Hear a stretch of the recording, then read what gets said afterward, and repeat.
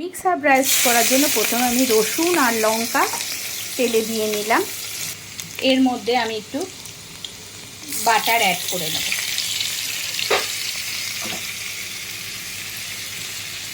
করার পর আমি ধনেপাতা, লঙ্কা কুচি, চিলি ফ্লেক্স, মিক্স হার্ব এগুলো সব মিশিয়ে দিলাম বাটার আর অয়েলে মিশিয়ে। এবার শুধু আমি রাইসটাকে এর মধ্যে নাড়িয়ে নেব এবং তার সাথে একটু নুন গোলমরিচ দিয়ে নেব। বয়েলড রাইসটা মিক্স হার্বের সাথে একটু নাড়িয়ে নিচ্ছি। তার মধ্যে আমি একটু নুন মিশিয়ে দিয়েছি। এবার আমি একটা প্লেটে বেড়ে আপনাদেরকে দেখাচ্ছি। এটা কিন্তু খেতে খুব ভালো লাগে।